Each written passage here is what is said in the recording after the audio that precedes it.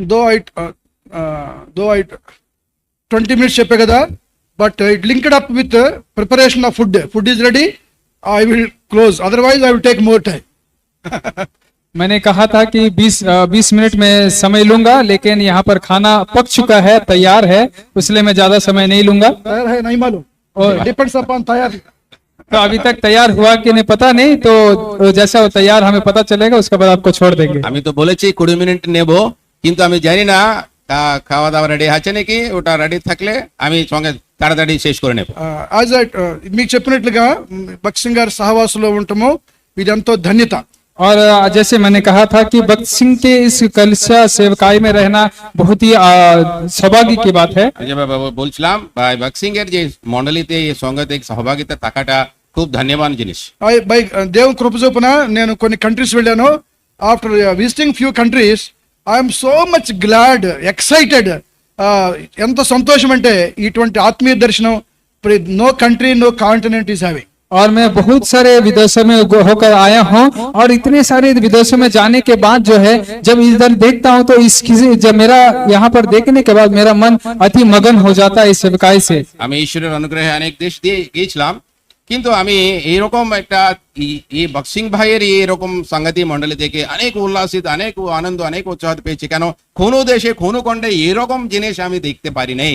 సోదరుడు భక్సింగ్ గారి పరిచర్యలో ఉన్న 10 ప్రాముఖ్యమైన విషయాలు మీకు జ్ఞాపకం చేస్తాం. और भक्त सिंह के सेवकाई में 10 प्रमुख बातें जो है आपको मैं बताना चाह रहा हूँ. ভাই ভক্ত সিং এর পরিচর্যাতে যেটা 10টা গুরুত্বপূর্ণ জিনিসগুলো যেটা আছে রয়েছে, ওটা আমি আপনার সামনে রাখবো. మీరు విశ్వాస కావచ్చు, పెద్దలు కావచ్చు, సేవకులు కావచ్చు, నాకు మనందరికి చాలా ప్రాముఖ్యమైన ఆత్మీయ నియమాలు. चाहे आप विश्वासी हो सकते हैं, आप कलिसिया के बड़े हो सकते हैं, कलिसिया के परमेश्वर के दास हो सकते हैं, कोई भी हो सकते हैं, लेकिन ये जो 10 नियम है, 10 बातें हैं, आपके लिए आवश्यक है. আপনি বিশ্বাসী হতে পারেন, নাহলে একটা মণ্ডলীতে আপনি চালাচ্ছেন, দায়িত্ব নিচ্ছেন, একটা মণ্ডলীতে পাস করতে, যাই হোক সবার জন্য এটা ভালো জিনিসগুলো আমি বলতে চাইছি. ఆయన పరిచర్యను ప్రభావితం చేసిన 10 అంశాలు. और उनकी सेवकाई को प्रभावित करने वाले 10 विषय है. ওনার যে সেবাকাইতে যে প্রভাবিত করলো যে অংশগুলো 10টা আমি বলতে চাইছি. నెంబర్ 1, और उसमें पहला है প্রথম জিনিস এটা, no Bible college, everything on knees and Bible. কোনো బైబిల్ కాలేజ్ లేదు, అంత మోకాళ్ళు బైబుల్ అంతే. और कोई बाइबल कॉलेज नहीं है, केवल घुटनों में ही सीखा गया वो शिक्षा है. কোনো বাইবেল কলেজের দরকার নাই, কিন্তু সবকিছু হাঁটুতে নিয়ে আমি শিক্ষা পাওয়াটা. బైబిల్ కాలేజ్ ని మనం ఏమీ తక్కువగా చూడలేదు. और बाइबल कॉलेज को जो है हम छोटा नहीं कर रहे हैं, কিন্তু বাইবেল কলেজ নিয়ে আমাদের ছোট মন নয়. కానీ బైబిల్ కాలేజ్ వల్ల వచ్చే నష్టం మాత్రం నేను కొన్ని చూశాను. लेकिन बाइबल कॉलेज के कारण कुछ नुकसान जो है कुछ लोगों में मैंने देखा है. কিন্তু বাইবেল কলেজ দিয়ে যারা লোক কিছু অনেক কিছু পায় নুকসান, ওটা আমি দেখেছি. ఒక్కటి బైబిల్ కాలేజ్ వల్ల అక్షరం ఉంటది కానీ ఆత్మ ఉండదు. और पहला जो कमियां है मैंने ये देखा है कि उनके भीतर अक्षर तो होते हैं, लेकिन आत्मिकता कम होती है. কিন্তু বাইবেল কলেজ ওরা পড়াশোনা করে, সেজন্য অক্ষর জ্ঞান ওদের থাকে, কিন্তু আত্মিক জ্ঞানটা অনেক কম. అది జ్ఞానాన్ని ఉప్పొంగ చేస్తుంది. और ज्ञान को वो बहुतायत से बढ़ा देता है. তো আমাদের জ্ঞানটা ওটা বাড়িয়ে দেয়. నా పర్సనల్ అనుభవాలు 2 చెప్తాను. और मेरा व्यक्तिगत अनुभव में बताना चाह रहा আমার हूँ. ব্যক্তিগত জীবন থেকে দুটো জিনিস আমি বলতে ఒక চাই. నాతో మా ఇంటి దగ్గర ఒక సహోదరుడు ఉండేవాడు. और मेरे घर के पास जो है एक मेरा भाई रहता था. আমার বাড়ির পাশে একটা ভাই ছিল, నాతో పాటు మినిస్ట్రీకి వచ్చేవాడు. और मेरे साथ कलिसिया में सेवकाई करता था. আমার সহিত পরিচর্যা যেত উনি. ఏదో రీతిగా ఆయనకు బైబిల్ కాలేజ్ జాయిన్ అవ్వాలని ఆశ పుట్టింది. और किसी रीति से जो है उसके मन में यह बात आई कि मुझे बाइबल कॉलेज में दाखिला लेना है. যে কোনো ভাবে বাইবেল কলেজ আমি জয়েন করে পড়াশোনা করব বলে ভাবলো. నన్ను అడిగాడు, నువ్వు చదువుకుంటే చదువుకో, జాబ్ లేదు కదా, if you want you can do it అని చెప్పాను నేను. और जब मुझे पूछा तो मैंने कहा कि हाँ तुम पढ़ाई नहीं किए हो और तुम्हारा नौकरी भी नहीं है, एक काम करो, तुम जाना चाहते हो तो जा सकते हो. তো আমাকে জিজ্ঞেস করছিলেন আমি কি বাইবেল কলেজ জয়েন করব. আমি বললাম তুমি তো চাকরি করছো না, তুমি সময় যদি থাকে তুমি ভালো জিনিস যেতে পারো আমি বলেছি. ఒక శిష్యుడిలాగా ఉండేవాడు, మై సన్, కుమారులాగా ఉండేవాడు. और मेरा एक पुत्र के समान वो था, और मेरा शिष्य चेले के समान वो था उस समय. আমাদের ছেলে মতনই ও থাকতো আর কি. బాలాసూర్కి కాన్వకేషన్ తీసుకెళ్లాను. और एक कन्वोकेशन में ले गया. బాలాసూర్ బాలాసూర్ জায়গাতে আমি ওনাকে సేవకాయితే নিয়ে গেছি. ఆ తర్వాత ఉత్తరప్రదేశ్ లో జర్మియా గారి ప్లేస్ కూడా తీసుకెళ్లాను, కాన్పూర్. और कानपुर में भी वहां पर ये सभा हो रही थी, वहां भी ले गया। উত্তরপ্রদেশে কানপুরে ভাই জার্মিয়া ছিলেন, ওখানে আমি নিয়ে গিয়েছিলাম ওনাকে। చాలా క్లోజ్ గా ఉండేవాడు నాతో। और बहुत ही संगति के साथ वो रहता था। আমার সঙ্গে সঙ্গে থাকতেন উনি। 6 నెలలు బైబిల్ కాలేజ్ చేశాడు। और 6 महीने तक उस बाइबल कॉलेज किया। উনি 6 মাস বাইবেল কলেজ উনি পড়াশোনা করেছেন। నాతో మాట్లాడటం మానేశాడు। मेरे साथ बातें करना वो बंद कर दिया। আমার সাথে কথা বলতে বন্ধ করে నాకు ఆశ్చర్యం కలిగింది, ఏమైంది దీనికని। और मैं तो चौंक गया था, क्या हुआ इसे। আমি অবাক হয়ে গেছি কি হয়েছে ওনার। ఆయన ఉద్దేశం ఏంటంటే నాకంటే ఎక్కువ ఆయన బిబ్లికల్ ట్రైనింగ్ వెళ్ళాడు కనుక ఆయనకి ఎక్కువ తెలుసు। और उनके अंदर यह विचार था कि वो बाइबल कॉलेज गया और मुझसे भी अधिक ज्ञान उसको मिल चुका है। তো ওনার মধ্যে উদ্দেশ্য এই ছিল, উনি যেহেতু বাইবেল কলেজে পড়ছেন আমার থেকে বেশি জ্ঞান ও পেয়েছে। అది నిజమే కావచ్చు, हो सकता है सच है, হতে পারে সত্যি কথা। అంటే నాకంటే ఆయనకి ఎక్కువ వచ్చు అనే ఉద్దేశం చాలా ప్రమాదకరమైంది। लेकिन मुझसे अधिक वो जानता है, यह बात जो है उसके लिए नुकसानदायक है। কিন্তু আমার থেকে ও বেশি জানে বলে যে এই সোচটা খুব జ్ఞానము खतरनाक। జ్ఞానము పొంగజేయును। और ज्ञान जो है उसको बहुत बढ़ाता है। তো জ্ঞান যেটা আছে ওটা আমাকে বাড়িয়ে দেয়। ఎప్పుడైతే బైబిల్ కాలేజ్ ట్రైనింగ్ లేదో, और जब बाइबल कॉलेज का ट्रेनिंग नहीं है যখন বাইবেল কলেজে শিক্ষা থাকে না, మోకాళ్ళ జీవితము బైబిలే మన ట్రైనింగ్। और वो घुटनों में आकर प्रार्थना करना ही यही हमारा बाइबल कॉलेज है। হাঁটুতে থেকে আমরা বাইবেল পড়াটা প্রার্থনা করাটা ওটাই আমাদের বাইবেল ఎంతో কলেজ। శక్తివంతం మరి బైబిల్ మోకాళ్ళ జీవితము బైబిల్ పఠనము ఎంతో శక్తివంతమైంది, బైబిల్ కాలేజ్ కంటే శక్తివంతమైంది। और बाइबल पढ़ना और प्रार्थना करना घुटनों में आकर बाइबल कॉलेज में जाकर सीखने से भी अधिक महत्वपूर्ण है। তো আমরা হাঁটুতে থেকে বাইবেল পড়াটা প্রার্থনা করাটা বাইবেল কলেজে যে শিক্ষা পাই ওখান থেকে অনেক মহত্বপূর্ণ জিনিস। ఈ మధ్యన హైదరాబాద్ కి హెబ్రోన్ కి ఒక సహోదరుడు అమెరికాలో బైబిల్ కాలేజ్ ట్రైనింగ్ చేసి వచ్చాడు।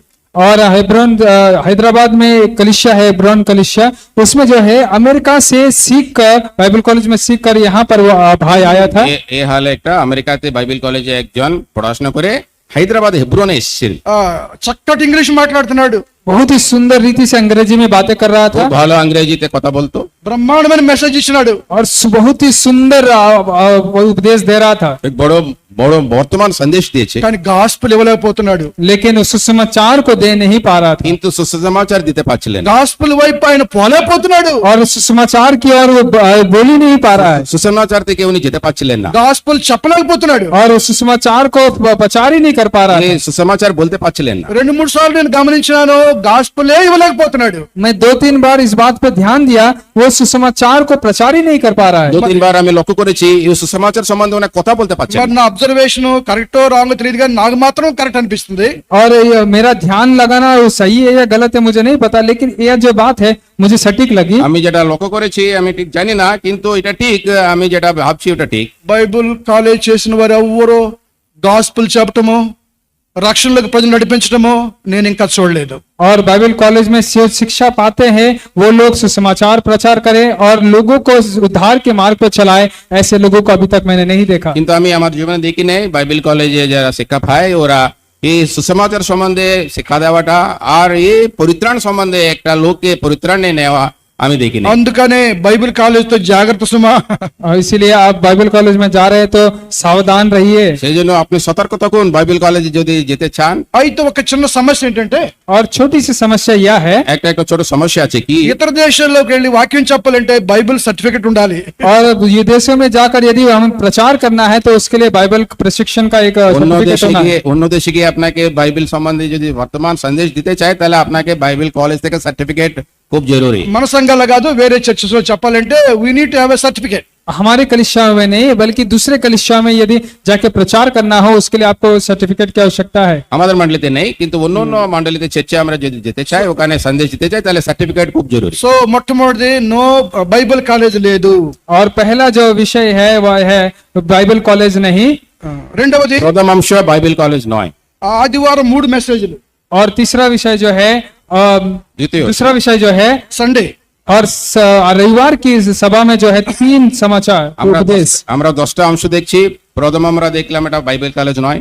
আর দ্বিতীয় জিনিস হচ্ছে ইতওয়ার দিনে যখন আরাধনা দিনে আমরা আসি 3টে সন্দেশ থাকে। నేను మిమ్మల్ని విమర్శించడానికి రాలేదు, అపార్థం చేసుకోవద్దు, బట్ నేను సత్యం చెప్తున్నాను। और आपको जो है गलत ठहराने नहीं आया हूँ, लेकिन मैं सत्य कहने आया हूँ। আপনি গলত করছেন বলে আপনার উপর আমার আঙ্গুল দেখানো আমার উদ্দেশ্য নাই, কিন্তু আমি সত্যি কথা বলছি। Worship message, table message, final message. और आराधना का उपदेश और स्तुति का आराधना का उपदेश और प्रभोज का उपदेश और अंतिम उपदेश। তো আমাদের তিনটা সন্দেশ হয়, আরাধনার জন্য উপাসনার জন্য একটা সন্দেশ হয়, তারপরে রুটিতে আমরা ভাগ নেও তখন হয়, তারপরে আখরিতে শেষের একটা সন্দেশ হয়। ఇప్పుడు సౌత్ లో నార్త్ లో కూడా 3 మెసేజ్లు 2 మెసేజ్లు చేశారు. और जो दक्षिण भारत में है वहां पर भी उन्होंने ऐसा किया, 3 उपदेशों को जो है 2 उपदेशों में बदल दिया। এখন আমরা দক্ষিণ ভারতে দেখি, উত্তর ভারতে আমরা দেখেছি তিনটে সন্দেশ থাকতো, এখন দুটোই সন্দেশে ওরা শেষ করে দিচ্ছে। మన కాలంలో 3 2 చేశాం కదా, మనం వెళ్ళిపోయినాక రెండింటిని ఎన్ని చేస్తారు? और हमारे समय में 3 से 2 कर दिए, तो हमारे जाने के बाद क्या करेंगे? 2 से 1 कर देंगे। তো আমাদের সময় এরা কি করেছে, তিনটে সন্দেশ ছিল দুটো করেছে, আমরা যাওয়ার পরে এই দুটোকে কটা করবে? అవునా కాదా আপনি చెప్పండి, বলুন, आप कहिए सच है या नहीं? সত্যি সত্যি কথা তো చెప్పండి. আপনি বলুন। बताइए। 3 2 చేయగలిగితే 2ని 1 చేయలేరా? হ্যাঁ আবার তিন, হ্যাঁ जो लोग 3 उपदेशों को 2 उपदेशों में बदल सकते हैं, क्या 2 उपदेशों को 1 उपदेश में बदल नहीं सकते? যে তিনটে সন্দেশ ছিল দুটো করেছে, এখন দুটো জিনিস একটা করতে পারে না নাকি? 2 చేసిన వాళ్ళు ప్రమాదంలో ఉన్నారు. Very soon you are going to make it 1. और आप जो जिन्होंने 2 कर दिया है, 2 उपदेशों में बदल दिया है, वो आप खतरे में है, आप बहुत जल्दी ही एक ही उपदेश में आ जाएंगे। যারা দুটো সন্দেশ করেছে কিন্তু খুব ডেঞ্জারাস অবস্থাতে আছে, কিন্তু আপনি তাড়াতাড়ি ওটা আপনি বুঝতে পারেন। ఎందుకంటే తప్పనిసరిగా అటువంటి శోధన వస్తుంది. और जरूर जो है आपके जीवन में ऐसी ताड़ना और ऐसा परीक्षा आएगी। এরকম পরীক্ষা আপনার জীবনে আপনার মণ্ডলীতে আসতে পারে। ఇంతకీ 2ని 3 2 ఎవరు చేశారు? Who told you? और ये जो 3 उपदेश थे उसको 2 उपदेश किसने बदला था? এই তিনটে বর্তমান থাকতো, এটা তিনটে থেকে দুটো করার জন্য কে বলেছে আপনাকে? హెబ్రోన్లో మేము చేయలేదే. और हेब्रोन में तो हमने नहीं किया। আমরা তো হেব্রোনে আমরা এরকম করি নাই। మరి హెబ్రోన్ మీకు అన్నిటికీ మోడల్ కదా, మరి హెబ్రోన్ ఎందుకు మోడల్ తీసుకోరు మీరు? और हेब्रोन तो सारी चीजों का जो है आप आदर्श रूप में रहते हैं, तो आज इस विषय में आप आदर्श रूप में क्यों नहीं ले पा रहे? সব জিনিসে আপনি তো হেব্রোনে একটা আদর্শ তো দেখছেন, তাহলে এই জিনিসে আপনি কেন আদর্শ নাই? ఇప్పుడు కూడా మాకు హెబ్రోన్లో 3 వర్తమానాలు ఉన్నాయి. और आज भी जो है हेब्रोन कलिसिया में जो है 3 उपदेश ही होते हैं। এখন আপনি দেখবেন হায়দ্রাবাদ হেব্রোনে তিনটে সন্দেশ থাকে। ఈ 2 చేసింది ఎవరు అసలు? और ये 2 उपदेशों में किसने बदला? এই তিনটেকে কে দুটো সন্দেশ করেছে? వాళ్ళ అడ్రస్ మీకు తెలుసా? क्या उनका पता आपको पता है? ওনার কথা জানেন আপনি? ఎవరు చేశారు? কে किसने কি किया है? করেছে? ఎందుకు అనుసరిస్తున్నారు? कौन इसका पालन कर रहे কেন हैं? এরকম করছে? 3 వర్తమానాల్లో చాలా ప్రాముఖ్యమైన అర్థం ఉంది. और 3 प्रचारों में जो है बहुत ही विशेष महत्वपूर्ण संदेश रहता है। এই তিনটে মেসেজে তিনটে বিভিন্ন ধরনের ভালো সন্দেশ থাকতো। వర్షిప్ మెసేజ్ బిలీవర్స్ కి, और आराधना का जो प्रचार है वो विश्वासियों के लिए है। আর আরাধনা সন্দেশ হচ্ছে বিশ্বাসী লোকের জন্য। టేబుల్ మెసేజ్ బిలీవర్ కి, और प्रभोज का जो वचन है वो विश्वासियों के लिए है। রুটি যেটা এটা হচ্ছে বিশ্বাসীর জন্য। మరి విశ్వాసం కాకపోతే అన్బిలీవర్స్ ఉంటే, రక్షణ లేని వారు ఉంటే వాళ్ళకి వర్తమానం ఏది? और यदि अविश्वासी रहेंगे और विश्वासी रहेंगे तो उनके लिए उपदेश कहाँ है? যদি অবিশ্বাসী ওখানে যদি থাকে তাহলে ওদের জন্য বর্তমান কোথায়, সন্দেশ কোথায়? ఒకసారి కే ఫిలిప్ గారు రాజమండ్రిలో 2 వర్తమానం 3 వర్తమానం గురించి చెప్పడం నేను విన్నా, నేనే ట్రాన్స్లేట్ చేశాను. और కే फिलिप जी जो है एक समय ऐसा था, वो 2 और 3 जो उपदेश है एक साथ बोलते हुए मैंने देखा और उनका अनुवाद मैं ही कर रहा था। রাজমন্ড্রিতে একবার ব্রাদার কে ফিলিপ ने একটা সন্দেশ দিয়েছিলেন, দ্বিতীয় আর তৃতীয় বর্তমান যে বলছিলেন, আমি ওটা অনুবাদ করলাম ওখানে। 2 వర్తమానం అంటే మన హృదయంలో ఉన్న రాళ్ళు రప్పలు అపవిత్రత కడిగి హృదయాన్ని సిద్ధపరచుకోవడం 2 వర్తమానం. और दूसरा जो प्रचार हुआ यह है कि हमारे मन में जो भी कठोर है, जो भी गंदगी है, उसे बाहर निकालना और उसे अपने आप को शुद्ध और पवित्र करना। সো দ্বিতীয় বর্তমানের সন্দেশ তার মানে এটাই ছিল, আমাদের হৃদয় ভিতরে যে মলিনতা থাকবে, যে পত্তর মতন যে থাকবে, ও জিনিসগুলো বার করার জন্য ওটা দ্বিতীয় বর্তমান থাকবে। సిద్ధపరచుకున్న హృదయంలో విత్తనం విత్తేది 3 వర్తమానం. और तीसरा जो प्रचार है, जो मन तैयार है उसमें बीज बोया जाना वचन के द्वारा। సో মনে একটা বীজ পাওয়ার মতন একটা সুসমাচার দেওয়ার জন্য এটা বর্তমান ছিল। సో విత్తనం విత్తకుండానే వెళ్ళిపోతున్నాం, పొలం సిద్ధపరచుకుని విత్తనం విత్తకుండా వైండ్ అప్ చేసేస్తున్నాం. और हम जो है जमीन तो सही उसको सही बना देते हैं, लेकिन उसमें बीज बोए बिना जो है हम चले जाते हैं। তৃতীয় বর্তমানে এই জন্য ছিল অবিশ্বাসীর জন্য খেতি বাড়ি মতন, খেতি বাড়ি তো আমরা তৈরি করছি, రెండవ- কিন্তু তার মধ্যে বীজ না দিয়ে আমরা চলে যাচ্ছি। రెండవ- তৃতীয় বর্তমান যদি না দেয়, 2 వర్తమానం మెడికల్ చెకప్. और दूसरा जो प्रचार है वो मेडिकल चेकअप के समान है సో ద్వితీయ వర్తమానం থাকবে এরকম মেডিকেল চেকআপ মতন स्पिरिचुअल मेडिकल चेकअप। और आत्मिक रीति से मेडिकल चेकअप है। ఆత్మిక రీతి আমাদের সুস্থ কেমন আছে ওটা দেখবার জন্য। ఎవరన్నా డాక్టర్ దగ్గరికి వెళితే అరగంట సేపు ఉంటారు లోపల, कि अगर कोई हम डॉक्टर के पास जाते हैं तो आधा घंटा तक वो हमारा परीक्षण करता है। কেউ ডাক্তার কাছে আপনি যদি যান তো 30 মিনিট পর্যন্ত থাকেন নাকি ওখানে। కొంతమంది డాక్టర్లు 5 నిమిషాల్లోనే పంపించేస్తారు, కటకటగా రాసేస్తుంటారు। और कुछ डॉक्टर्स ऐसे हैं जो 5 मिनट में ही पूरा बातें लिख देते हैं और हमें भेज देते हैं। কেউ কেউ ডাক্তার থেকে শুধু 5 মিনিট দেখে আপনি পাঠিয়ে দেন। రెండో వర్తమానము ఎంత చిన్నగా ఉంటే అంత మంచిది, 15 నిమిషాలు 20 నిమిషాల్లోనే చెప్పొచ్చు। और दूसरा जो प्रचार है वो 15 मिनट या कुछ कम होने से भी चलेगा। এই দ্বিতীয় বর্তমান আছে ওটা 5 মিনিট या 10 মিনিট থাকলে যথেষ্ট, কেন మూడో ওদের মধ্যে మూడో সবকিছু বলা যাবে। వర్తమానంలో సువార్త గాని ఆదరణ గాని అందరికి వర్తమానం మూడో వర్తమానంలో ఉంటుంది। और तीसरा जो प्रचार है उसमें सुसमाचार रहेगा और उनको जो है मन की तैयारी के लिए सारी बातें रहेगी। এই তৃতীয় বর্তমান যেটা আছে ওটা ওর মধ্যে আমাদের জন্য সুসমাচারও থাকতে পারে থাকবে, আর আমাদের যে বিশ্বাসের জন্য আগে বাড়ানোর জন্য একটা সান্ত্বনা দেওয়ার মতন একটা জিনিস থাকবে। ఈ కారణం చేత భక్సింగ్ గారు 3 వర్తమానం పెట్టారు, ఇప్పటికీ హెబ్రోన్ ఇలాగనే కొనసాగుతుంది। और इसी कारण जो है बक्सिंग जी 3 प्रचार रखे हैं कलिसिया में और आज भी हेब्रोन कलिसिया में जो है यही चली आती है। এই কারণ ছিল ভাই বক্সিং নে 3টে সন্দেশ রেখেছেন, এখনো এটা লাগু আছে। ఈ మధ్య నేను ఆస్ట్రేలియా వెళ్ళాను, మా పిల్లలు ఉంటే और इसी भी जो है ऑस्ट्रेलिया में गए थे, मेरे बच्चे वहीं पर है। হালে আমি অস্ট্রেলিয়া গিয়েছিলাম, ওখানে আমাদের বাচ্চারা আছে। అక్కడ మన హెబ్రోన్ సంఘం ఒకటి ఉంది। और वहां पर हेब्रोन कलिसिया है। ওখানে একটা হেব্রন মণ্ডলী আছে। సండే మార్నింగ్ 10 to 12 వాళ్ళ టైం అంటే వర్షిప్ టైం 10 to 12। और आराधना का समय जो है हर रविवार 10 से 12 बजे तक होता है। ওখানে আমাদের উপাসনার সময় 10 থেকে 12টা পর্যন্ত ইতওয়ার। But 3 messages. लेकिन 3 उपदेश वहां How पर भी we होते are हैं। able to do? কিন্তু 3টে ওখানে সন্দেশ থাকতো। Of course small assembly और हो सकता है छोटा सा सभा है, लेकिन वो कैसे कर रहे हैं? ও ছোট মণ্ডলী কিন্তু 3টে সন্দেশ ওখানে থাকে। 10 to 12 ఎగ్జాక్ట్ 12 కి అయిపోద్ది, 12:30 భోజనం చేస్తారు వెళ్ళిపోతారు, 3 మెసేజెస్। और 10 बजे से 12 बजे तक होता है और 12 बजे तक बीच में जो है 3 उपदेश भी होते हैं। 12:30 बजे तक वो भोजन भी खा लेते हैं, उसके बाद वो घर भी चले जाते हैं। তো 10টা থেকে 12টা একদম 3টে সন্দেশ থাকতো, তারপর 12:30টা খাওয়া দাওয়া হতো, তারপর বাড়ি চলে మన যেত। ఇండియాలో టైం కి సమస్య లేదు। और हमारे देश में तो समय की कोई अनुमति नहीं है। আমার ভারত দেশে সময় নেই, কোনো সমস্যা নেই। సో ఆత్మీయమైన క్షేమం కొరకు 3 వర్తమానాలు అవసరము। और आत्मिकता के लिए जो है 3 उपदेश आवश्यक है। ఆత్మిక భలాయి జন্য 3টে వర్తమాన్ খুব জরুরি। ఇప్పుడు ఒకసారి 2 అలవాటు అయిపోయి అంటే 3 పెట్టుకోవడం చాలా కష్టమే, అందరికి ఇబ్బంది ఉంటుంది, మీకు ఇబ్బంది। और 2 अगर उपदेश हमें आदत हो चुका होगा तो 3 उपदेश करने में जो है हाँ आपके लिए भी बहुत ही दुखदाई होगा बैठने में और सुनने में। যদি 3টে থেকে আমরা 2টো আমরা করছি তাহলে আমাদের অনেক কষ্ট হয়, ওটা কিভাবে এটা 3টে করার জন্য অনেক কষ্ট হয়। మీరు పెట్టుకోమని చెప్పలేదు కానీ ఇది హెబ్రోన్లో అనుసరిస్తున్నది, అది మీ ఇష్టం। और मैं ये नहीं कहता हूँ कि आप भी उसी रीति से पालन करें, लेकिन ये हेब्रोन कलिसिया का ये नियम है, आप अगर कर सकते हैं तो अच्छा ही है। আপনাকে আমি বলছি না কি আপনি এরকম করুন বলে, কিন্তু হেব্রনে এরকম চলছে, সেজন্য আমরা হেব্রনের 3টে তৃতীয় আর জন্য আমি আপনাকে বললাম। మిమ్మల్ని ఇతరులు చూసి నేర్చుకోవాలంటే మీరు మాదిరిగా ఉండాలి కదా। अगर आप चाहते हैं कि आपको देखकर दूसरे लोग सीखे तो आपको आदर्श के रूप में रहना है। কেন আপনি তো আদর্শে যখন থাকবেন তখনই তো অন্যরা আপনাকে দেখে তো শিখবে। కనుక మీకు ఇవ్వబడిన టైంలోనే 3 వర్తమానాలు మీరు అలాగా సిద్ధపరచుకోవచ్చు। और जो समय आपको दिया गया है उसी समय में जो है 3 उपदेश जो है आप प्रचार তো कर सकते हैं। যে সময় আপনার সঙ্গে সাথে থাকবে ওর মধ্যেই আপনি 3টে সন্দেশ আপনি দিতে পারেন। మూడవ నియమం और तीसरा नियम है তৃতীয় বিধি చాలా ప్రాముఖ్యమైనది, और बहुत ही महत्वपूर्ण অনেক है। গুরুত্বপূর্ণ জিনিস। 3-fold స్పిరిచువల్ మేనేజ్మెంట్, 3 అంతల ఆత్మీయమైన మేనేజ్మెంట్। और 3 स्तरों पर जो है आत्मिक रीति से उसका संगठन करना। 3 গুণের আত্মিক উন্নতির জন্য এটা। గాడ్ సర్వెంట్స్ और परमेश्वर के दास মানে ঈশ্বরের দাস, ఎల్డర్స్ और अध्यक्ष প্রাচীন লোক, డీకన్స్, और सेवक लोग। పరిచారక লোক। ఇది ఆత్మీయమైన నియమము సంఘంలో।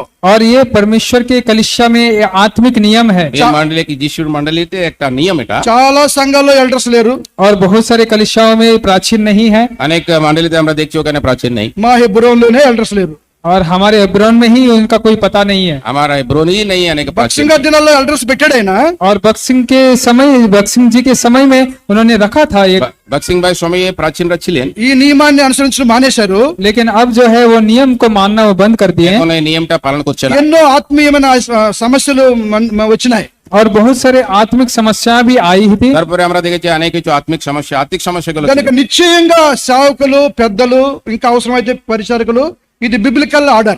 और ये जो परमेश्वर के दास और प्राचीन और सेवक है, ये कलीसिया में होना वचन के अनुसार है। ঈশ্বরের আজ্ঞা মতন এটা আছে, আপনার থাকতে হবে, এই তিনটে ভাবে থাকতে হবে। మీరు అనొచ్చు చిన్న సంఘము 20-30 మంది ఉన్నారు, ఎల్డర్స్ ఎక్కడ ఇంకా అని అనొచ్చు. और आप कह सकते हैं कि हमारे कलीसिया तो बहुत छोटी है, 20-25 कलीसिया परिवार आते हैं, उनमें कैसे हम इतने लोगों को पद दे सकते हैं। আপনি বলতে পারেন আমাদের তো মন্ডল অনেক ছোট, এর মধ্যে এই তো তিনটে বিভিন্ন ভাবে পরিচারক লোক এরকম আমি কি করে রাখবো? మీరు అనుకోవచ్చు వాళ్ళతో సమస్యలు వస్తాయి, అనవసరమైన గొడవలు వస్తాయి అనుకోవచ్చు. और आप सोच सकते हैं कि इनसे बहुत सारे झगड़े हो सकते हैं, बहुत सारा गड़बड़ियां हो सकती है। আপনি ভাবতে পারেন তো ছোট মন্ডলেতে প্রভুর দাসও থাকবে, প্রভুর পরিচারকরা থাকবে, প্রভুর প্রাচীনরা থাকবে, এই তিনটে ছোট মন্ডলের মধ্যে তিনজন এরকম থাকলে ওদের মধ্যে ঝগড়া হতে পারে। আপনি మీరు ভাবতে পারেন। అనొచ్చు అసలు మా దగ్గర ఎల్డర్స్ యోగ్యతలు ఉన్న వాళ్ళే లేరు అనుకోవచ్చు. और आप ये भी सोच सकते हैं कि हमारे कलीसिया में प्राचीन कहलाने के योग्य भी लोग नहीं है। আপনি এরকম ভাবতে পারেন আমাদের মধ্যে যারা আছে ওরা প্রাচীন হওয়ার জন্য কোনো যোগ্যতা নেই কারো। ఉన్న వాళ్ళలోనే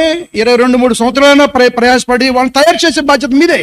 और जो लोग हैं उनको आप तैयार करने का जिम्मेदारी आपके ऊपर है। কিন্তু যারা আছে আপনার সাথে ওদেরকে আপনি তৈরি করার দায়িত্ব আপনার। వారు రక్షణ పొంది ఉండాలి, స్వార్థ భారం కలిగి ఉండాలి, సమర్పణ కలిగి ఉండాలి, ఇవన్నీ వాళ్ళకి నేర్పించాలి. और उद्धार पाए हुए लोग होना चाहिए, जिम्मेदार होने चाहिए और दूसरों को सुसमाचार सुनाने वाले होने चाहिए। তো নিশ্চয় ওরা পরিত্রাণ পেতে হবে, ওদের মধ্যে সুসমাচার প্রচার করার জন্য একটা ওর মধ্যে একটা ইচ্ছা থাকতে হবে, এভাবে এরকম লোককে আপনি তৈরি করবেন। వాళ్ళు సేవకులకు ఎంతో స్పిరిచువల్ సపోర్ట్ గా ఉంటారు. और वो सेवक के लिए जो है बहुत ही आत्मिक रीति से सहायता करने वाले होंगे। প্রভু দাসের জন্য এরকম লোকটা অনেক কিছু সাহায্য করার জন্য ওখানে কাজে আসে। వెంటనే కాకపోయినా 2-3 సంవత్సరాల పాటు సిద్ధపరచండి వాళ్ళని. और तुरंत अगर आप उनका तैयार नहीं कर सकते, कुछ समय लीजिए, 2-3 साल तक जो है समय लेकर उन्हें तैयार करें। হতে পারে এখনই না হতে পারে, কিন্তু আপনি 2-3 বছর সময় নিন, আপনি এরকমই আপনার కొన్ని মণ্ডলে যে লোককে তৈরি করুন। కొన్ని సంఘాల్లో 10 years, 15 years, 20 years no elder.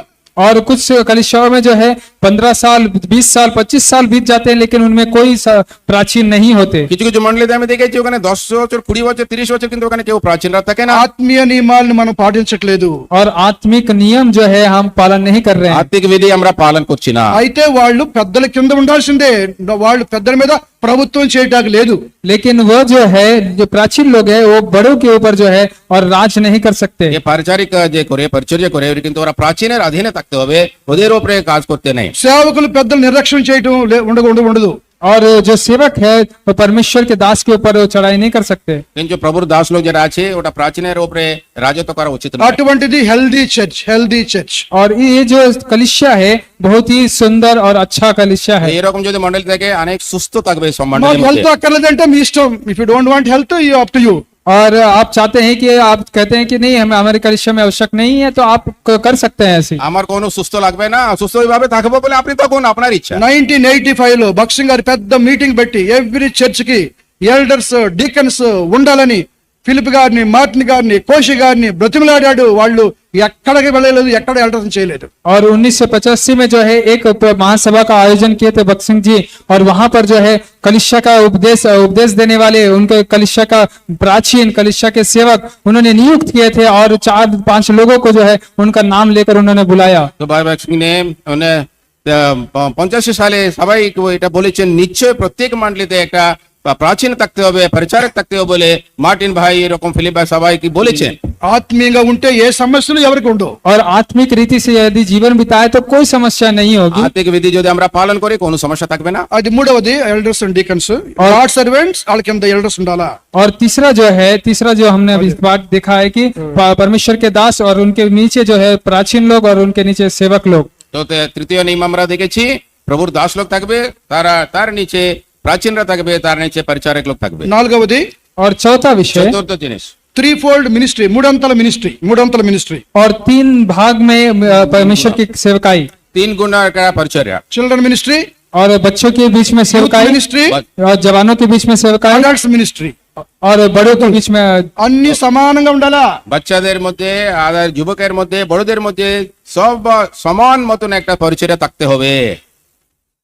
Children ministry చాలా ఇంపార్టెంట్. और बच्चों के बीच में सेवकाई करना बहुत ही जरूरी है। বাচ্চাদের সেবা খুব গুরুত্বপূর্ণ জিনিস। 20 మంది ఉన్నా VBS పెట్టుకుంటే 200 మంది వస్తారు. और यदि 20 बच्चे आपके बीच में हैं तो आप VBS करेंगे तो 200 बच्चे आएंगे।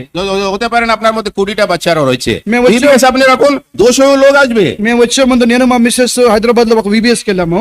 और यहाँ पर आने से पहले हम और मेरे पत्नी जो है हैदराबाद में VBS में गए আমি थे। এখানে আসার আগে আমি আমার স্ত্রী হায়দ্রাবাদে একটা VBS এ গেছিলাম। ఆదివారం వచ్చే పిల్లలు 30 మంది, और रविवार के दिन आने वाले बच्चे 30 लोग हैं। এবার 30 বাচ্চা আসে ওখানে, VBS పెడితే 500 మంది వచ్చారు. और VBS रखने पर 500 बच्चे पहुंच गए। কিন্তু যখন VBS রাখলাম 500 বাচ্চা ওখানে ছিল। దేవుడు తీసుకొస్తాడు, దేవుడు పంపుతాడు. और परमेश्वर भेजेगा और परमेश्वर लेकर आएगा भी। ঈশ্বর পাঠাবে, নিশ্চয় রূপে ওখানে দেবেন। చాలా స్థలాలు నార్త్ ఇండియాలో చిల్డ్రన్ మినిస్ట్రీ VBS లేనే లేవు. और जो उत्तरी और ये उत्तरी देश में जो है, उत्तरी भारत में जो है चिल्ड्रन मिनिस्ट्री बच्चों के बीच में सेवकाई बहुत ही कम है और ना के बराबर है। আমরা দেখছি এখানে উত্তর ভারতে কোনো বাচ্চাদের মধ্যে কোনো VBS হচ্ছে না, কোনো বাচ্চাদের সেবকাই হচ্ছে না। ఆదివారం చెప్పే చిన్న సండే స్కూల్ సరిపోదు వాళ్ళకి. और रविवार के दिन छोटा सा संडे स्कूल रखा जाता है, वो काफी नहीं है। তো এতবার দিন এটা বাচ্চাদের মধ্যে সানডে স্কুল রাখাটা ছোট জিনিস, এটা হয় না, কিন্তু এটা দিয়ে হয় না। వాళ్ళకి ఎక్కువ ఆకలి ఉంటుంది, వాళ్ళ ఆకలి తీర్చాలి.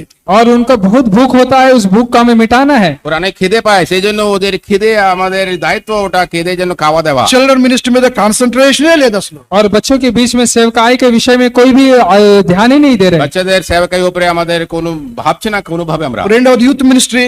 और दूसरा जो है जवानों के बीच में सेवकाई। দ্বিতীয় হচ্ছে যুবকদের মজা। భవిష్యత్ తరాన్ని సిద్ధపరిచే బాధ్యత సంఘాంది. और भविष्य के जो वंश है उन्हें तैयार करने का जिम्मेदारी हमारे ऊपर है। ভবিষ্যতের জন্য লোককে তৈরি করার দায়িত্ব মণ্ডলীদের উপরে আছে। ఇద్దరు ముగ్గురు ఉన్నప్పుడు కూడా వాళ్ళ మీద కాన్సన్ట్రేషన్ పెట్టుకోవాలి. अगर 2-3 जवान भी है उनके ऊपर ध्यान लगाना है। যদি 2-3 যুবকরা যদি থাকে আপনার মণ্ডলীতে, তার উপরে আপনি কেন্দ্রীকৃত করা দরকার। నేను విశాఖపట్నం వెళ్ళిన కొత్త దినాల్లో और जब मैं नए विशाखापट्टनम में नगर में गया था, যখন বিশাখাপট্টনমে গিয়েছিলাম, যখন নতুন নতুন আমি ছিলাম, శనివారం సాయంత్రం యూత్ మీటింగ్ ఉండేది, యవన బ్రదర్స్ వచ్చి ఉండేది. और शनिवार का शाम का समय जो है जवानों की सभा होती थी। শনিবার সন্ধ্যা সময়তে যুবকের সভা হতো। ఒకసారి 5గురే వచ్చారు, యూత్ మీటింగ్ 5గురే వచ్చారు. और एक बार तो 5 ही जवान आए थे। তো এক সভা में শুধু 5 लोग ही যুবকরা ছিল। మార్టిన్ గారు కూర్చుని గంట సేపు వాక్యం చెప్పాడు. और मार्टिन जी वहां बैठ खड़े होकर जो है 1 घंटा तक प्रचार करते रहे। మార్టిన్ బ్రదర్ ওখানে 1 घंटा পর্যন্ত ওনাকে వాక్యం 5గురే দিয়েছে। ఉన్నారు, నేను పెద్ద సేవకుడిని అని ఏమాత్రం అనుకోలేదు ఆయన. और उन्होंने ऐसा विचार नहीं किया कि हम तो बहुत बड़े प्रचारक है और ऐसा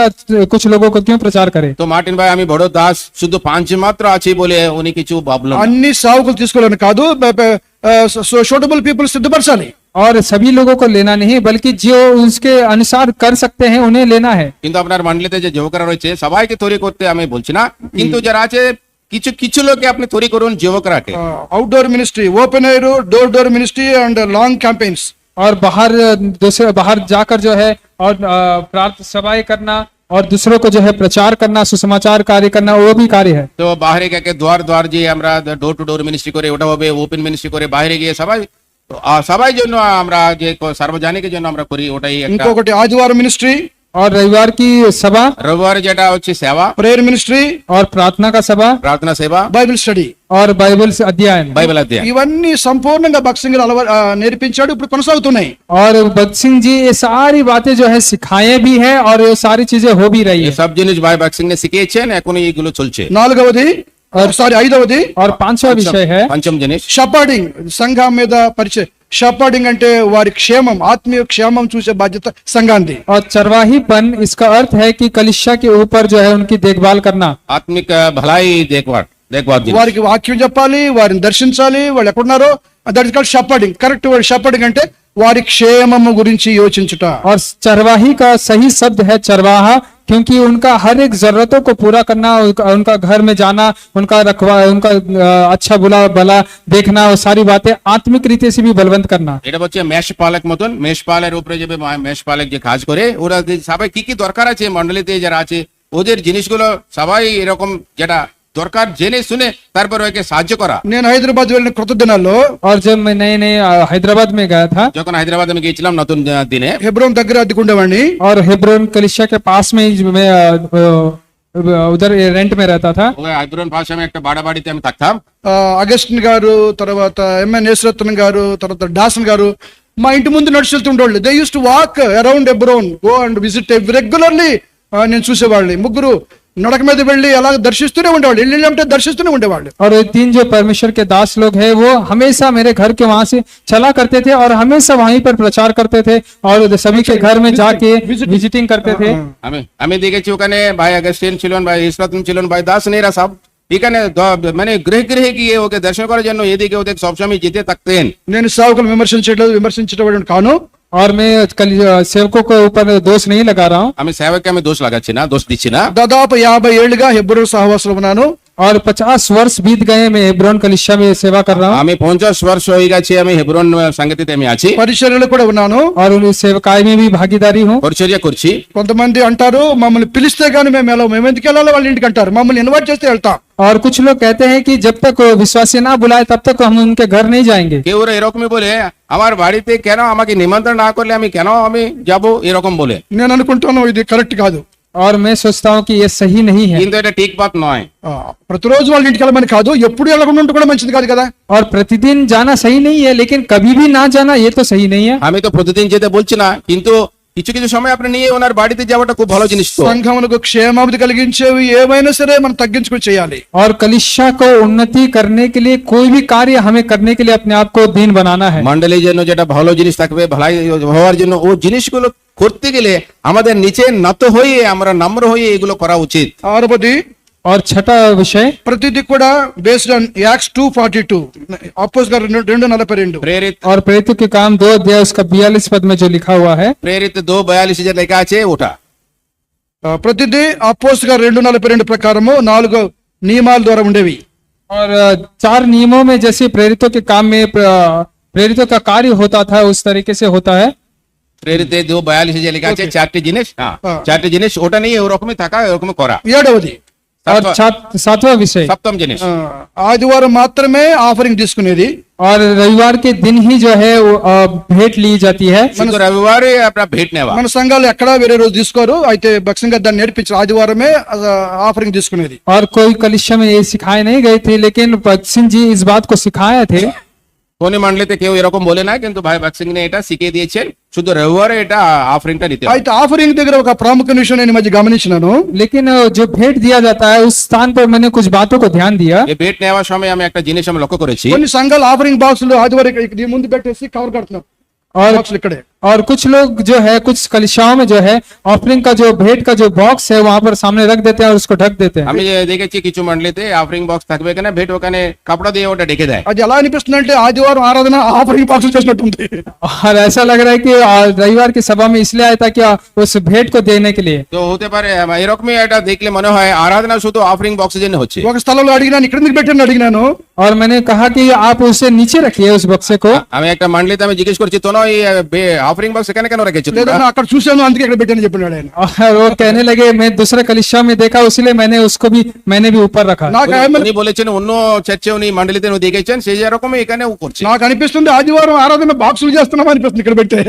और मुझे लग रहा है कि रविवार की जो सभा है वो रविवार में वो बक्से के लिए ही हम कर रहे हैं। যদি আমরা বাক্সা সামনে যদি রেখে, তো আমার এরকম মনে হয় আমার আরাধনা উপাসনা বাক্সাকে করছি আমরা। మాకు ఎబ్రోన్లో బాక్సులు వెనకాల పెడతారు. और हमारे हेब्रोन कलीसिया में जो है बक्सा जो है वो पीछे में रखते हैं। আমাদের এব্রনে বাক্সাটা পিছনে দিকে থাকে। మనం లేచి ఆఫరింగ్ చేస్తామన్నప్పుడు ఎవరైనా తెచ్చి బాక్సులు ముందు పెడతారు. और ये जब भेंट का समय होता है उस समय जो भेंट का बक्से को लेकर सामने रखते हैं। যখন আমরা দাঁড়িয়ে ওটা অফারিং যাব সেই সময়ে ওটা বাক্সাটা পিছনে থেকে সামনে নিয়ে আসবে। సో ఇది జనరల్ అబ్జర్వేషన్, ఒకవేళ మీరు కూడా చేస్తున్నట్లయితే ఇట్స్ నాట్ గుడ్ ప్రాక్టీస్. और ये मैंने ध्यान दिया है इस बात पर, यदि आप भी इस रीति से करते हैं तो ये अच्छा बात नहीं है। এটা আপনি আমি দেখেছি, এটা যদি আপনি এরকম যদি আপনি না করেন তাহলে খুব ভালো জিনিস এটা। 8వది और 8वां विषय, অষ্টমী দিন మన టేబుల్ సెంటర్ ఆఫ్ ద మందిరంలో సెంటర్ లో పెడుతున్నాం. और जो प्रभुज का जो टेबल है वो बीच में हम लोग रखते हैं कलीसिया का। আমাদের রুটির যে মেজ থাকে প্রভুর মেজ ওটা মাঝখানে থাকে। చిన్న మందిరమైనా మధ్యలోనే పెట్టాలా. और छोटा अगर कलीसिया भी है वो कलीसिया के पूरे बीचों बीच रखना है। তো মন্ডলী ছোট হোক তবু এই টেবিলটা মেজটা মাঝখানে রাখতে হবে। ఆస్ట్రేలియాలో ఒక సంఘం చూశాను. और ऑस्ट्रेलिया में एक कलीसिया को मैंने देखा। অস্ট্রেলিয়াতে আমি একটা মন্ডলী দেখেছি, వాళ్ళు అన్నారు టేబుల్ ఇక్కడే పెట్టారు, ఇక్కడ ఇది టేబుల్, ఇక్కడ ఇంకో టేబుల్. और यहाँ पर टी टेबल था और उसके बगल में ही प्रभुज का আমি मेज দেখেছি था। এরকম টেবিল ছিল, টেবিল পাশে একটা প্রভু রাত্রি ওটা মেজ ওখানে পাশে রাখে। ఆయనకి ఏం పోనీ చెబుదామంటే ఆయన అక్కడ పెద్ద ఆయన ఏం చెప్తాను. और मैं यदि उनको कुछ बोलना भी चाहूँ तो मुझसे प्राचीन है, उनसे मैं क्या कह सकता हूँ। তো আমি ওনাকে বলার জন্য ভাবলাম, কিন্তু আমার থেকে উনি অনেক বয়স্ক অনেক বড়, কি বলবো কি ভাবে আমি বলবো ওনাকে। ఆయన మెడ్రాస్ జోషాము నుండి వెళ్ళాడు ఆస్ట్రేలియాకి. और मेड्रास से जो है वहां पर वो ऑस्ट्रेलिया में गए थे। ও চেন্নাইতে যে জেহোশাম আছে ওখান থেকে উনি অস্ট্রেলিয়া গেছেন। ఇక్కడ ప్రసంగం టేబుల్, ఇక్కడ టేబుల్, ఇక్కడ బ్రేకింగ్ అప్ టేబుల్। और यहाँ पर उपदेश देने के लिए मेज था और यहाँ पर जो है प्रबोध देने का वो मेज था। বর্তমানে যাওয়ার জন্য টেবিল এখানে ছিল, প্রভুভোজের টেবিল পাশে ছিল। సో టేబుల్ తప్పనిసరిగా మధ్యలోనే ఉండాలా। और विशेष करके जो है वो जो प्रबोध का मेज है वो आपको बीच में ही कलीसिया के बीचों बीच रखना है। এটা আপনি দেখবেন প্রভুভোজের টেবিলটা মাঝখানে থাকতে হবে মণ্ডলী। 9వది और नवा विषय সেটা taking care of widows, poor and needy in the church. సంఘంలో విధవరాండ్రు, పేదవారు, వాళ్ళ గురించి కూడా బాధ్యత వహించేది సంఘమే। जो कलिसिया में गरीब लोग हैं, जो विधवाएं हैं, उनका ख्याल रखना, उनका देखभाल करना। তো মণ্ডলীতে যে বিধবা, যে দরিদ্র, যে কাঙ্গাল এরকম থাকে গরিবরা, ওদের দেখভাল করাটা মণ্ডলীদের দায়িত্ব। బక్సింగ్ దినాల్లో హెబ్రోన్లో విడోస్ కి పెద్ద లిస్ట్ ఉండేది। ఎవరికి ఎంత ఎంత ఇస్తున్నారో ఎవరికి తెలిసేది కాదు, బట్ విడోస్ కి కొంత సపోర్ట్ చేసేవారు। और बक्सिंग जी जब थे तो उस समय उनके कलिसिया में बहुत सारी विधवाएं थे और उनके पास बहुत बड़ा एक सूची रहती थी और उनको किस तरीके से कितना दिया जाता था वो तो नहीं बताया जाता था, वो गुप्त में उनकी सहायता करते थे। তো ভাই ভক্ত সিং তখন ছিলেন, তখন একটা অনেক লিস্ট থাকতো, লিস্টের মধ্যে অনেক বিধবার নাম থাকতো, কিন্তু কাকে কত দিতেন আমরা জানি না, কিন্তু সবাইকে উনি সাহায্য করতেন। దాంతో పాటు love feast, Sunday love feast. और उसी के साथ साथ जो है रविवार के दिन जो है प्रेम भोज भी रखा जाता था। చాలా స్థలాల్లో మరి భోజనం పెడతారు। और बहुत सारे स्थानों में जो है प्रेम भोज दिया जाता है। তারপরে রোববার যেটা প্রেম ভোজ যেটা আছে అది సహవాసం, అంతే భోజనంగా సహవాసం। और वो भोजन नहीं बल्कि वो संगति है। এটা ভোজনের জন্য నয়, কিন্তু এটা సహభాగిత। మాకు హెబ్రోన్లో రైస్, సాంబార్, రసం, RSR, రైస్, సాంబార్, రసం। और हमारे हेब्रोन कलिसिया में जो है राइस, सांबार और रसम ये तीनों ही रहता है हर जगह। হেব্রন में আমরা বলতাম RSR, আর মানে রাইস, এস মানে সাম্বার, আর মানে রসম। సో তিনটে থাকতো। ఇది డెఫినెట్ గా ఆత్మీయ సహవాసాన్ని పెంపొందుద్ది। और ये जो है आत्मिक रीति से संगति में सहभागिता में लेकर आती है। এটা আত্মিক সহভাগিতার জন্য এটা একটা জিনিস। కొంతమందికి విశ్వాసం లేదు, మాకు ప్రతి వారం ఎక్కడ ఖర్చు పెట్టేది అనుకోవచ్చు, కానీ మనం పెడుతూ ఉంటే దేవుడు ఇస్తూ ఉంటాడు। और बहुत से लोग ऐसा सोचते हैं कि हर रविवार हम खिला नहीं सकते, लेकिन आप करते जाएंगे तो आपका वहां पर भी आप प्रबंध कर पाएंगे। আপনি ভাবতে পারেন আমার মণ্ডলী তো অনেক ছোট, প্রতি রবিবার এরকম খাওয়া দাওয়া দেওয়াটা অনেক কষ্ট বলে আপনি ভাবতে পারেন, কিন্তু আপনি যদি শুরু করেন তাহলে ঈশ্বর নিশ্চয় সাহায্য করবেন। మీరు అనుకోవచ్చు వాళ్ళకి ఇంట్లో మంచి ఆహారం ఉంటుంది, లేకపోతే వాళ్ళకి హాస్టల్ ఉంటుంది అనుకోవచ్చు, అది నీకు అనవసరం, నీవు పెట్టు, వాళ్ళు తింటారు। और आप सोचते होंगे उनके घर में तो बहुत अच्छे अच्छे पकवान पकते होंगे, अच्छा अच्छा भोजन बनाते होंगे, लेकिन वो सब आप मत सोचिए, आप बस रखिए, वो भी आकर जो है सहभागी होंगे और खाकर जाएंगे। আপনি ভাবতে পারেন ওদের তো হস্টেল থাকবে, ওদের তো আচ্ছা আচ্ছা ভালো ভালো খাওয়া বাড়িতে খাবে এরকম, ঠিক আছে ওটা ওদের কথা, কিন্তু আপনি খাওয়ান, ওরা খাবেন, আরো আপনি আশীষ পাবেন। మాకు హెబ్రోన్లో ఆదివారం 1200 మందికి లవ్ ఫీస్ట్ ఎవ్రీ సండే। और हमारे हेब्रोन कलिसिया में जो है 1200 लोग आते हैं और उन सभी को जो है हर रविवार जो है खिलाया जाता है। আমরা হেব্রনে আমরা 1200 লোক আসে উপাসনার জন্য, সবাইকে আমরা খাওয়াই। 1200 మంది కంటే 20 మందికి వంట ఈజీ కదా। और 1200 से 20 जन को पकाना आसान बात है। তো 1200 লোকের জন্য রান্না করা আর 20 জন লোক রান্না করা অনেক সহজ না। బక్సింగ్ గారు దీన్ని అనుసరించాడు, ఇంకా హెబ్రోన్లో దీన్ని కొనసాగుతుంది। और बक्सिंग जी इस बात का पालन करते थे और यही हेब्रोन कलिसिया में जो है आगे बढ़ता जा रहा है। ভক্ত সিং এই কাজটা করতেন, করাতেন, এখনো এটা চলছে। పెట్టే హృదయం ఉంటే బియ్యము, రైసు, సాంబారు సమస్య కాదు, ప్రభు పంపుతాడు। और देने का मन यदि आपका हो तो चावल, रसम, ये जो भी है आपको कमी नहीं होगी। যদি দেওয়ার মন যদি আপনার থাকে তাহলে চাল, সাম্বার, রাসাম দেওয়াটা কোনো বড় কথা নেই, ঈশ্বর নিশ্চয় দেবেন, ঈশ্বর আপনাকে সাহায্য করবেন। లాస్ట్ది और अंतिम में అంతిম సంఘం యొక్క బాధ్యత లోకల్, నేషనల్, గ్లోబల్। और స్థానికంగా బాధ్యత, దేశానికి బాధ్యత, విదేశాలకు బాధ్యత। और कलिसिया का जो जिम्मेदारी है वो जो समाज है उस समाज के लिए, देश के लिए और विदेश के लिए भी। তো স্থানীয় আর দেশীয় আর বিদেশি এই কাজটা প্রভু দিয়েছেন। ওটা হচ্ছে अंतिम दिन। ఎవ్రీ ఇయర్ బక్సింగ్ గారు 3 నెలలు సంవత్సరానికి విదేశాల్లో ఉండేవాడు। और हर वर्ष जो है 3 बार जो है विदेशों में वो जाते তো थे। ভাই ভক্ত সিং নে সালে 3 মাস বাইরে বিদেশে যেতেন సేవకాయ জন্য। ఆగస్టు, సెప్టెంబర్, అక్టోబర్ ఈ 3 నెలలు ఎవ్రీ ఇయర్ ఆయన ఈ దేశాల్లో ప్రపంచమంతటికి హెబ్రోన్ తరపున వెళ్ళేవాడు। और अगस्त, सितंबर, अक्टूबर ये तीनों महीना जो है भगत सिंह जी जो है बाहर देश में जाते थे और वहां पर हेब्रोन कलिसिया के विषय में वो प्रचार भी करते, प्रभु का समाचार भी सुनाते थे। তো ভাই ভক্ত সিং সব সময় প্রতি বছরে উনি আগস্ট, সেপ্টেম্বর, অক্টোবর মাসে বিদেশে যেতেন। বিদেশে গিয়ে ওখানে হেব্রন মণ্ডলী নিয়ে আমাদের সম্বন্ধে বিদেশে অনেক জায়গা উনি যেতেন ప్రతి বলতেন। స్థానిక సంఘం యొక్క బాధ్యత లోకల్, నేషనల్ అండ్ గ్లోబల్। हर एक कलिसिया का ये जिम्मेदारी है स्थानीय अपने देश में और विदेशों में जाना। স্থানীয় আর দেশ আর বিদেশি যে মণ্ডলীর জন্য দায়িত্ব নেওয়াটা হরেক মণ্ডলীর এটা কাজ। మీరు అనొచ్చు నేను ఎక్కడ విదేశాలు పోయాలా అని, ప్రార్థన చేయండి, అద్భుతంగా దేవుడు తీసుకెళ్తాడు. और आप सोचते हो कि मैं कैसे विदेश में जा सकता हूँ, आप प्रार्थना करिए, आप भी विदेश में जाकर प्रचार कर আপনি सकते हैं। বলতে পারেন আমি কি করে বিদেশে যাব, বিদেশ সেবা করার জন্য, কিন্তু আপনি প্রার্থনা করুন, ঈশ্বর সাহায্য করবেন। ఈ ఆత్మీయమైన 10 నియమాలు ఇబ్రహీం సహవాసాన్ని ప్రభావితం చేశాయి. అగ్ని వలె దేవుని వాక్యం వ్యాపించింది, సంఘాలు ఉద్భవించాయి, ప్రపంచం అబ్బురపడేట్టుగా ఆశ్చర్యపడేట్టుగా దేవుడు ఈ పరిచయం దీవించాడు. और ये जो 10 मूल बातें हैं, यही बातें हैं जो कलिशा हेब्रोन कलिशा का जो है प्रभाव डालती है और आगे बढ़ने में और उसका आत्मिकता में बढ़ने में सहायता करती है। এই 10টা জিনিস আপনি দেখেছেন, এটা আগুন মতন এটা আমাদের মণ্ডলীর উপরে প্রভাবিত করেছিলেন। এটা দেশ বিদেশে অনেক জায়গাতে মণ্ডলী স্থাপন করার জন্য সাহায্য করেছে। వీటిని అనుసరించే ప్రయత్నం చేయండి, మీ సంఘాలు దేవుడు దీవిస్తాడు. और इन नियमों को पालन करने में सहायता करे, परमेश्वर आपकी सहायता करेगा। এই বিধিগুলোকে অনুকরণ করার জন্য আপনি চেষ্টা করুন, ঈশ্বর নিশ্চয় সাহায্য করবে। 1:30 అయింది, భోజనం రెడీ. দেড়টা হয়ে और 1:30 बज चुका है और भोजन भी तैयार हो चुका है। দেড়টা হয়ে গেছে, খাওয়া দাওয়া রেডি।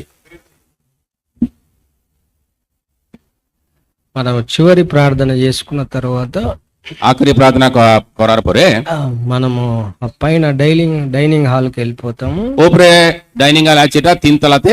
అక్కడ మనకు భోజనాలు వడ్డిస్తారు. 3 তলাতে ডাইনিং হলে ওখানে আমাদের খাওয়া দাওয়া হবে। తిరిగి మనము 3 గంటలకు యథావిధిగా আবার আমরা 3টের সময় మళ్ళీ ఇక్కడ అందరం కలిసి వస్తాం మీటింగ్ కోసం. সবাই মিলে এখানে সবার জন্য এখানে আসবো।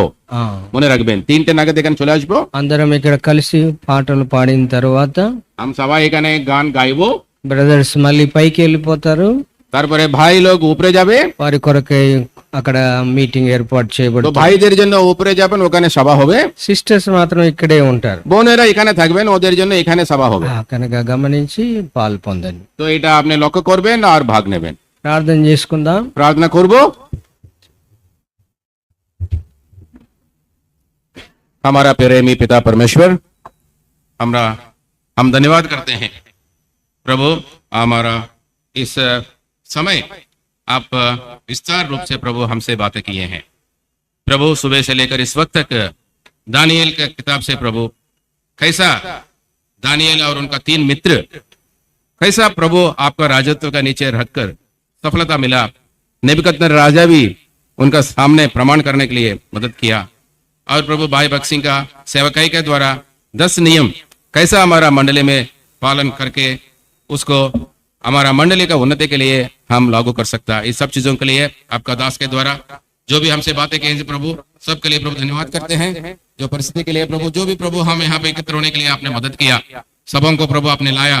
प्रभु बाहर से भी प्रभु आपका दास लोगों को लाया, आपका बच्चों को लाया, विभिन्न रूप से प्रभु आप हमसे बातें कर रहे, सबके लिए धन्यवाद करते हैं। और बाद बाकी समय प्रभु आपका हाथों में सौंप देते हैं। अभी प्रभु खाने के लिए प्रभु हम ऊपर जाएंगे और भाई लोग प्रभु और दोपहर सुबह ऊपर रहेंगे और भाई लोग इधर रहेंगे। सबका सभा में प्रभु आपका गवाही हम चाहते हैं। और एक बार प्रभु दी की अंधी के अंधकार शक्तियों को मसीह नाम में मान देते हुए और बाद बाकी समय आपका हाथों में रखते हुए ये छोटी बिनती प्रार्थना धन्यवाद के साथ आशीषों को आपसे मांगते हुए प्रभु यीशु मसीह के नाम में हम रखते हैं। जैसा सुनिए और ग्रहण कीजिए। आमीन। ఆమేన్. మన తండ్రి అయిన దేవుని ప్రేమ, మన ప్రభు అయిన యేసుక్రీస్తు వారి కృప, పరిశుద్ధాత్మ దేవుని యొక్క అన్యోన్యమైన సహవాసం మనందరికీ ఎల్లప్పుడూ సదాకాలం తోడే ఉండునుగాక. Amen. Amen. Praise the Lord. Praise the Lord.